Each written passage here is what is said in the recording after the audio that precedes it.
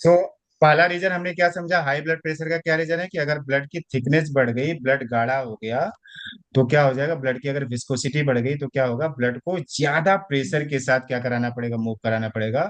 और जब ये ज्यादा प्रेशर के साथ ब्लड मूव होगा तो वॉल्स पे क्या करेगा, प्रेशर क्रिएट करेगा, और इसको क्या बोलते हैं, हाई ब्लड प्रेशर बोलते हैं। फिर दूसरा रीजन क्या है, पहला रीजन तो समझ में आ गया। दूसरा रीजन समझने के लिए ना ये आपको डायग्राम समझना है।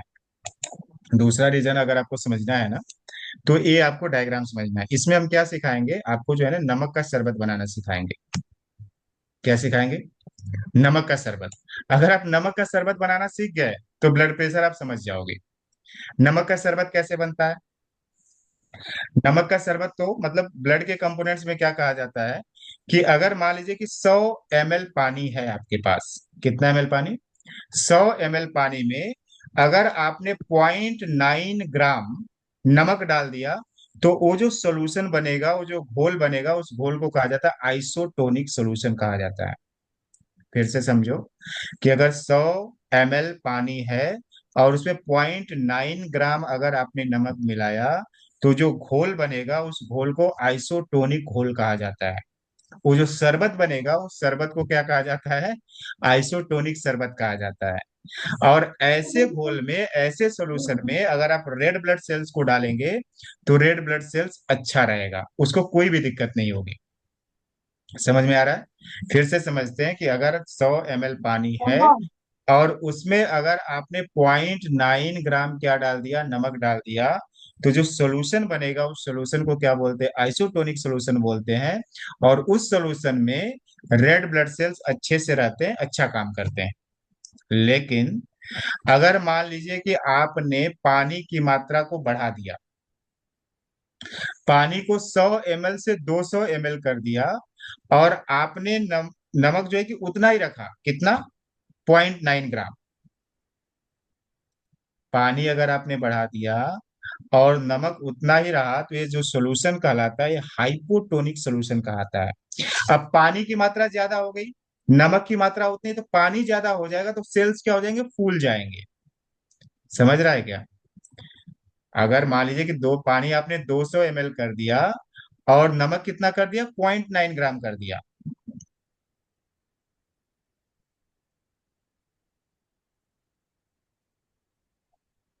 या फिर दूसरे तरीके से अपन समझे कि पानी 100 ml है, पानी 100 ml है और आपने नमक कम कर दिया, नमक आपने 0.45 ग्राम कर दिया। तो 0.45 ग्राम नमक है और पानी फिर क्या, उसके लिए क्या हो जाएगा, उस नमक के लिए पानी क्या हो गया, ज्यादा हो गया। और ऐसे सॉल्यूशन में अगर आप सेल्स को डालोगे तो सेल क्या हो जाएंगे, फूल जाएंगे। इसको बोला जाता है हाइपोटोनिक सॉल्यूशन बोला जाता है। एक और कंडीशन है कि अगर मान लीजिए कि पानी है 100 ml और आपने नमक को डबल कर दिया, 1.8 ग्राम कर दिया, अगर नमक को ज्यादा कर दिया तो उस सॉल्यूशन को बोला जाता है हाइपरटोनिक सॉल्यूशन बोला जाता है। और उसमें जब रेड ब्लड सेल्स को आप डालोगे तो रेड ब्लड सेल्स सिकुड़ जाएंगे। समझ में आया, समझ में आया। रेड ब्लड सेल्स कब कैसे क्या काम करेंगे, अगर मान लीजिए कि ये पानी है, ये 100 ml पानी में आपने क्या किया, 0.9 ग्राम नमक डाला, तो ये जो सोल्यूशन बनेगा ये सोल्यूशन क्या रहेगा, अच्छा रहेगा, इसमें रेड ब्लड सेल्स क्या रहेंगे, रेड ब्लड सेल्स को कोई दिक्कत नहीं होगी। लेकिन अगर आपने क्या कर दिया, इसका जो है कि नमक की मात्रा कम कर दी, 4.5 ग्राम कर दिया और पानी उतना ही रखा, तो पानी क्या हो गया, इसके लिए ज्यादा हो गया। तो ये रेड ब्लड सेल्स क्या होने लगेंगे, फूलने लगेंगे। और रेड ब्लड सेल्स फूलने लगेंगे तो प्रॉपर तरीके से आपके बॉडी में क्या करेंगे, ऑक्सीजन लेकर के नहीं जाएंगे। तीसरी कंडीशन क्या है कि अगर पानी 100 ml है और आपने इसमें 1.8 ग्राम कर दिया, यानी कि नमक ज्यादा बढ़ा दिया, तो क्या होगा, ये सेल्स क्या हो जाएंगे, सिकुड़ जाएंगे। और सिकुड़े हुए सेल्स क्या लगता है आपको, ऑक्सीजन प्रॉपर तरीके से बॉडी को लेकर के जा पाएंगे। अगर सेल्स ही आपके अंदर का सिकुड़ जाएगा तो प्रॉपर तरीके से ऑक्सीजन लेकर के जा पाएगा क्या, नहीं लेकर के जा पाएगा। इसीलिए आपने देखा होगा ना कि जो नमक, जो ब्लड प्रेशर के पेशेंट होते हैं उनको क्या बोला जाता है, नमक ज्यादा नहीं खाने के लिए। अब ये नमक क्यों ज्यादा खाने के लिए नहीं बोला जाता है, इसको समझते हैं ना। कभी आपने सोचा क्या कि ब्लड प्रेशर के पेशेंट को नमक ज्यादा क्यों नहीं खाने को बोला जाता है। इसलिए नहीं बोला जाता नमक। है क्योंकि जब आप खाना खाते हो तो खाने में है कार्बोहाइड्रेट्स, खाना किस में कन्वर्ट होगा, ग्लूकोज में कन्वर्ट होगा।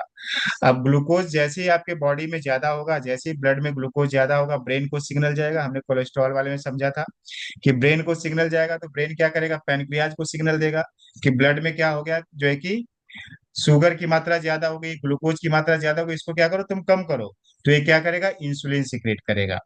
जब ये इंसुलिन सिक्रेट करेगा तो इंसुलिन क्या करेगी, ग्लूकोज को वहां से लेकर के आएगी और सेल्स के पास लेकर के जाएगी, और सेल्स को बोलेगी, सेल सेल सेल, मैं तुम्हारे लिए क्या लेकर के आई, ये ग्लूकोज लेकर के आई, तुम अपना गेट खोल दो। लेकिन अगर सेल्स ऑलरेडी एनर्जाइज रहेगा तो क्या करेगा, अपना गेट खोलेगा नहीं। अपना गेट खोलेगा नहीं तो फिर क्या होगा, ग्लूकोज फिर से ब्लड में घूमने लगेंगे। तो ये क्या होता है कि इंसुलिन को लगता है कि जब ये सेल्स ऑलरेडी जो है कि ग्लूकोज ले क्यों नहीं रहे, जब ग्लूकोज की मात्रा ऑलरेडी जो है कि ब्लड में है, तो इंसुलिन को लगता है ग्लूकोज को ले क्यों नहीं रहा है सेल्स। इसका मतलब लगता है ना, सेल्स जो है ना डिस्चार्ज हो गए हैं। इंसुलिन को ऐसा लगता है कि ये सेल्स क्या हो गए, डिस्चार्ज हो गए। इसको एक एग्जांपल के थ्रू समझते हैं कि मान लो कि आपके पास पेट्रोल की गाड़ी है, और आपने अपने गाड़ी में पेट्रोल की टंकी पूरी फुल कर दी, लेकिन आपके जो फोर व्हीलर की जो बैटरी है ना वो डिस्चार्ज है, तो गाड़ी चलेगी क्या। पेट्रोल पूरा भरा हुआ है आपके फोर व्हीलर में, पेट्रोल पूरी टंकी भरी हुई है, लेकिन अगर बैटरी डिस्चार्ज है तो गाड़ी चलाओगे कैसे, गाड़ी स्टार्ट कैसे होगी। तो ये इंसुलिन को क्या लगता है कि ग्लूकोज तो पूरा है, मतलब कि पेट्रोल, ग्लूकोज समझो पेट्रोल, पेट्रोल तो भरा हुआ है, लेकिन ये सेल्स जो है ना पेट्रोल को ले क्यों नहीं रहा है। इसका मतलब क्या, इसकी लगती है कि बैटरी डिस्चार्ज हो गई है, ये सेल्स क्या हो रहे, डिस्चार्ज हो गए। और सेल्स को चार्ज कौन करता है, सेल्स को चार्ज करता है सोडियम। सोडियम मतलब नमक। सेल्स को कौन चार्ज करेगा, नमक चार्ज करेगा। तो अब क्या करता है इंसुलिन, क्या करता है, जो नमक आपने खाया और जो उसका एक्सट्रैक्ट था, जो आपकी बॉडी में नमक था, वो यूरिन के रास्ते से बाहर निकलता है। ये क्या करता है इंसुलिन, जो है कि नमक को रोक करके रख देता है, बाहर निकलने ही नहीं देता है।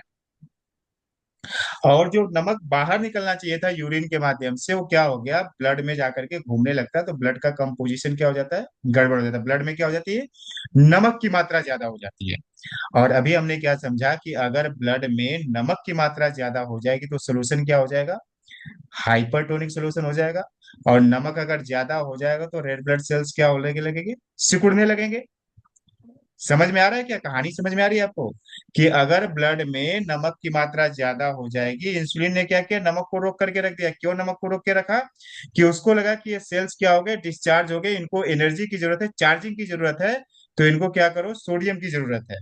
तो उसने क्या कर दिया, आपके बॉडी में जो है कि आपके ब्लड में नमक की मात्रा जो है कि रोक दिया। तो नमक की मात्रा बढ़ गई ब्लड में। जब नमक की मात्रा बढ़ जाएगी तो सोल्यूशन क्या हो गया, हाइपरटोनिक हो गया। हाइपरटोनिक सोल्यूशन में क्या होते हैं, रेड ब्लड सेल सिकुड़ने लगते हैं। लेकिन बॉडी की ऐसी मैकेनिज्म है, वो क्या चाहती है कि रेड ब्लड सेल सिकुड़े नहीं। अगर रेड ब्लड सेल सिकुड़ जाएंगे तो ऑक्सीजन लेकर के कौन जाएगा आपके बॉडी में, और ऑक्सीजन अगर प्रॉपर तरीके से नहीं जाएगा तो इंसान की क्या हो जाएगी, डेथ हो जाएगी। तो ये बॉडी क्या करती है, तुरंत के तुरंत क्या करती है, पानी को ज्यादा बढ़ा देती है ब्लड में, वॉल्यूम ऑफ वाटर इंक्रीज कर देती है। अब मान लीजिए कि आपने शरबत बनाया है ना, कौन सा शरबत बनाया,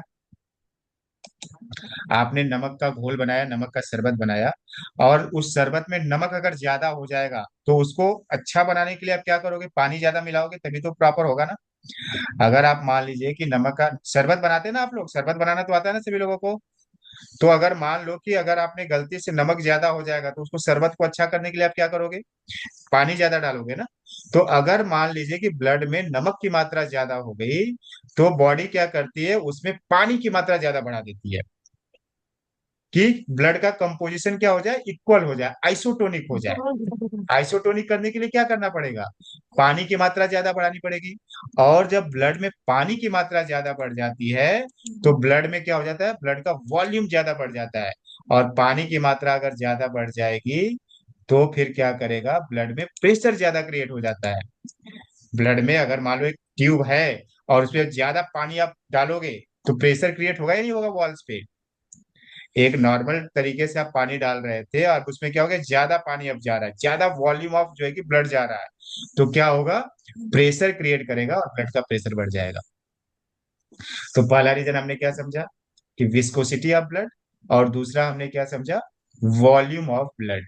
यानी कि अगर ब्लड में पानी की मात्रा ज्यादा बढ़ गई तो क्या होगा, ब्लड ज्यादा प्रेशर के साथ फ्लो करेगा, और ये प्रेशर क्या करेगा, वॉल्स पे ज्यादा प्रेशर क्रिएट करेगा ब्लड, और इसको क्या बोलते हैं, ब्लड प्रेशर बोलते हैं। दूसरा, अगर इंसुलिन नमक को रोक करके रख देगा, तो नमक भी क्या हो गया, ब्लड में क्या हो गया, कंपोजिशन गड़बड़ कर दिया, यानी कि ब्लड क्या हो गया, गाढ़ा हो गया। इंसुलिन अगर नमक को रोक करके रख देगा तो फिर भी तो ब्लड गाढ़ा हुआ ना, या तो चीनी को ज्यादा कर दे, यानी कि ग्लूकोज को ज्यादा जो आग जाए आपके बॉडी में, या फिर नमक ज्यादा आपके बॉडी में आ जाए, फिर भी ब्लड का कंपोजिशन क्या हो जाएगा, उसकी विस्कोसिटी बढ़ जाएगी। और इस केस में अगर नमक की मात्रा ज्यादा हो जाएगी तो बॉडी क्या करती है, उसपे जो है कि पानी का लेवल बढ़ा देती है, और पानी का लेवल जैसे ही बढ़ता है तो ब्लड का प्रेशर बढ़ जाता है। दूसरा रीजन समझ में आया? पहला रीजन क्या, ब्लड का गाढ़ा होना, और दूसरा रीजन क्या, ब्लड में नमक की मात्रा जैसे ही ज्यादा हुई इंसुलिन के द्वारा, इंसुलिन ने क्या किया, नमक को रोक करके रख दिया बाहर, जो है कि यूरिन के माध्यम से जाने नहीं दिया। तो क्या हो गया, इसको जो है कि आइसोटोनिक बनाने के लिए वॉल्यूम ऑफ ब्लड क्या हो गया, इंक्रीज हो गया, और क्या हो जाएगा, ब्लड प्रेशर जो है कि बढ़ जाएगा। तो पहला रीजन समझ में आया, दूसरा रीजन समझ में आएगा आसानी से। अब हम तीसरा रीजन समझते हैं कि तीसरा रीजन क्या है। तो ये जो प्रेशर कौन क्रिएट करेगा, ये प्रेशर के साथ जो है कि ब्लड को कौन लेकर के जाएगा, पंप। आपके घर में जो है कि अगर मान लो कि पानी की जो है कि पानी का जो है कि पाइप है, तो उसमें पानी कैसे मूव होता है, पंप के माध्यम से ही जाता है ना। तो पंप ही तो प्रेशर क्रिएट करेगा, तो ये हमारा पंप क्या है, हमारा हार्ट है। हार्ट को क्या करना पड़ता है, ज्यादा पंपिंग करनी पड़ती है प्रेशर क्रिएट करने के लिए। तो अगर हार्ट ज्यादा पंप करने लगे, हार्ट ज्यादा पंप के साथ जो है कि वो करने लगे, अपना काम करने लगे, तो भी क्या होगा, ज्यादा प्रेशर क्रिएट होगा। समझ में आया कि ये जो हार्ट है, हार्ट को अब क्या करना पड़ेगा, पंपिंग ऑफ हार्ट क्या करना पड़ेगा, हार्ट जो है कि ज्यादा जो है कि पंप करेगा, और जब ये ज्यादा पंप करेगा तो क्या होगा, जो ब्लड है वो प्रेशर के साथ मूव करेगा और वॉल्स पे प्रेशर क्रिएट करेगा, और इसको क्या बोलते हैं कि ब्लड का प्रेशर बढ़ जाना। High pressure. तो पहला रीजन क्या हो गया, विस्कोसिटी ऑफ ब्लड, ब्लड का गाढ़ा होना। दूसरा रीजन क्या हुआ, वॉल्यूम ऑफ ब्लड। और तीसरा रीजन क्या हो गया, पंपिंग ऑफ हार्ट। अगर पंप ज्यादा करेगा हार्ट, तो भी क्या होगा, ब्लड का प्रेशर क्या हो जाएगा, बढ़ जाएगा। तो ये तीन रीजन आपको समझ में आए। अब चौथा रीजन समझने के लिए थोड़ा सा हम जो है ना, चौथा रीजन क्या है, हार्डनेस ऑफ ब्लड ट्यूब। अब इसके लिए थोड़ा सा मैं आपको जो है कि ये अच्छे से समझ में आ जाए, तो एक जो है कि मैं कुत्ते की कहानी सुनाता हूँ। कहानी सुनोगे कुत्ते की? तो एक बार क्या हुआ, एक डॉक्टर ने ना कुत्ते के ऊपर एक्सपेरिमेंट किया। क्या एक्सपेरिमेंट किया, कि कुत्ते के एक पैर में उसने इंसुलिन का इंजेक्शन लगाना स्टार्ट किया, और दूसरे पैर में जो है ना पानी का इंजेक्शन लगाना स्टार्ट किया, और ये प्रोसेस करीबन 6 महीने तक रखा उसने। एक पैर में इंसुलिन का इंजेक्शन, और दूसरे पैर में जो है कि पानी का इंजेक्शन। तो 6 महीने बाद जब उसने ऑब्जर्व किया, जब 6 महीने बाद उसने क्या देखा, कि जिस पैर में इंसुलिन का इंजेक्शन लगा रहा था, उस पैर की जो ब्लड वेसल्स थी वो क्या हो गई थी, हार्ड हो गई थी, स्टिफ हो गई थी। और जब ये क्या होता है ना, इंसुलिन ग्रोथ हार्मोन होता है, वो अंदर से क्या करता है, अंदर से जो ब्लड आपकी जो ब्लड की जो ट्यूब है ना, अंदर से उसको क्या करता है, वो हार्ड करता है, उसके मसल्स को इंक्रीज करता है। आपकी जो ब्लड की ट्यूब भी है ना, जो ब्लड वेसल्स है, वो भी सेल से ही बनी हुई है। तो उसके सेल्स को क्या करता है, उसकी मसल्स को क्या करता है, मसल्स मास को बढ़ा देता है। और जब मसल्स मास बढ़ गई, मान लो कि ब्लड का ट्यूब है, और इसमें मान लो कि मसल्स आकर के इस तरीके से बढ़ गई, तो क्या हो गया, रास्ता कम हो गया। रास्ता कम हो गया ना, जो कम ब्लड की जो ट्यूब थी उसका रास्ता क्या हो गया, ब्लड क्या हो गया, पतला हो गया, कम हो गया। संकरा हो गया, नैरो हो गया ब्लड का ट्यूब। तो जब ब्लड का ट्यूब जो है कि कम हो जाएगा, तो ब्लड को क्या करना पड़ेगा, ब्लड को तो जाना है ना, रास्ता उसके लिए पतला हो गया। तो पतले रास्ते में क्या करना पड़ेगा, उसको दौड़ना है, दौड़ करके पूरे बॉडी तक लेकर के जाना, ऑक्सीजन लेकर के जाना है। तो फिर क्या करेगा, वो तेज रफ्तार के साथ दौड़ेगा, प्रेशर के साथ दौड़ेगा। वो क्या करेगा, प्रेशर क्रिएट करेगा। तो अगर आपकी ट्यूब है वो हार्ड हो गई, स्टिफ हो गई, अगर लचीली रही तो ब्लड क्या करेगा, कोई लचीला चीज रहा तो ब्लड साए साए साए साए मूव करेगा। लेकिन अगर कोई हार्ड चीज हो गई तो ब्लड को क्या होता है, मूव करने में दिक्कत होती है। फिर उसको क्या करना पड़ता है, उसको जाना तो है, डेस्टिनेशन तक जाना है। अगर डेस्टिनेशन तक हार्ट तक ब्लड पहुंचेगा नहीं तो क्या हो जाएगा, इंसान की डेथ हो जाएगी ना। अगर ब्लड हार्ट तक पहुंचेगा ही नहीं तो ऑक्सीजन हार्ट तक पहुंचेगा नहीं। तो इसलिए क्या करना पड़ता है, ब्लड को तो दौड़ना, 24 घंटा तो आपके बॉडी में दौड़ ही रहा, दौड़ ही रहा, दौड़ ही रहा, आप भले ही सो जाते हो लेकिन उसको तो दौड़ना पड़ता है ना। हम तो अभी खाना खाएंगे और सो जाएंगे, लेकिन आपके अंदर का ब्लड सोएगा क्या? अगर आपके ब्लड का अंदर का ब्लड सो जाएगा तो अपन भी सो जाएंगे हमेशा के लिए, है ना? तो अगर आप चाहते हो कि आपका जो है कि ब्लड प्रॉपर तरीके से दौड़ते रहे, दौड़ते रहे, दौड़ते रहे, चौबीसों घंटा दौड़ते रहे, तो ये जो ट्यूब व्यूब है ना उसको सही तरीके से रखना पड़ेगा, है ना?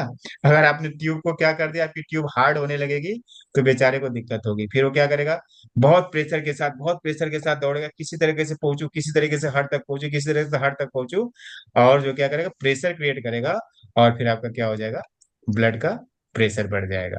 तो अभी तक हमने क्या समझा, ये चार तरीके समझे कि ब्लड का प्रेशर जो है कि क्यों बढ़ता है। तो पहला रीजन हमने क्या समझा था, पहला रीजन हमने समझा था कि ब्लड की अगर विस्कोसिटी बढ़ जाए, पहला रीजन हमने क्या समझा था, पहला रीजन समझा था कि अगर ब्लड गाढ़ा हो जाए तो ब्लड का प्रेशर बढ़ जाता है, क्योंकि ब्लड को प्रेशर के साथ मूव कराना पड़ेगा। दूसरा रीजन हमने क्या समझा था कि अगर ब्लड में नमक की मात्रा ज्यादा हो जाएगी, नमक की मात्रा क्यों ज्यादा हो जाएगी, क्योंकि इंसुलिन को लगेगा कि क्या हो रहा है, सेल्स डिस्चार्ज हो गए, तो नमक को क्या करेगा, रोक करके रख देगा। तो जैसे ही नमक की मात्रा ज्यादा हो जाएगी तो बॉडी क्या करेगी, उसके कंपोनेंट्स गड़बड़ नहीं हो, इसमें सेल सूखे नहीं, सेल जो है कि क्या हो, सिकुड़े नहीं, तो उसके लिए क्या करेगी, ब्लड का वॉल्यूम बढ़ा देगी, और ब्लड का वॉल्यूम बढ़ा देगी तो ज्यादा ब्लड क्या होगा, प्रेशर के साथ फ्लो होगा और ब्लड प्रेशर बढ़ जाएगा। तीसरा रीजन हमने क्या समझा था कि प्रेशर क्रिएट कौन करेगा, तो हार्ट ही क्रिएट करेगा ना, तो हार्ट क्या होने लगता है, ज्यादा पंप करने लगता है, और जब ज्यादा पंपिंग होगी तो ज्यादा प्रेशर क्रिएट होगा वॉल्स पे, और जब ज्यादा प्रेशर क्रिएट होगा तो ब्लड का प्रेशर बढ़ जाएगा।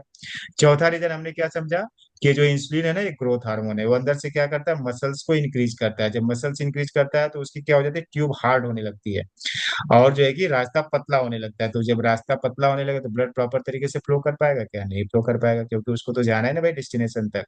तो क्या करेगा, वो प्रेशर के साथ जो है कि फ्लो होगा, और इसको बोलते हैं हार्डनेस ऑफ ब्लड ट्यूब, और इसकी वजह से क्या हो जाता है, ब्लड का प्रेशर जो है कि बढ़ जाता है। आज हमने समझा कि ब्लड प्रेशर क्यों बढ़ता है। कल हम समझेंगे कि अगर ब्लड प्रेशर बढ़ जाएगा तो फिर बॉडी में क्या क्या प्रॉब्लम होगी, बढ़े हुए ब्लड प्रेशर से बॉडी में कौन कौन सी अलग अलग प्रॉब्लम होना स्टार्ट हो जाती है। ब्लड प्रेशर कैसे जो है कि आपका ये डिजीज का कारण बन जाएगा, ब्लड प्रेशर दूसरे डिजीज का कारण कैसे बन जाएगा, ब्लड प्रेशर तीसरे डिजीज का कारण कैसे बन जाएगा, ब्लड प्रेशर ही चौथा डिजीज कैसे क्रिएट कर देगा, ब्लड प्रेशर ही पांचवा डिजीज कैसे क्रिएट कर देगा। तो ऐसे सात आठ प्रकार की बीमारियां ब्लड प्रेशर के माध्यम से कैसे हो जाएगी, इसको हम क्या करेंगे, कल डिटेल में समझेंगे। तो कल आप लोग ना बिल्कुल बताना। So wish you well. अगर आपके कुछ सवाल होंगे तो आप हैंड रेज करके जरूर पूछिए।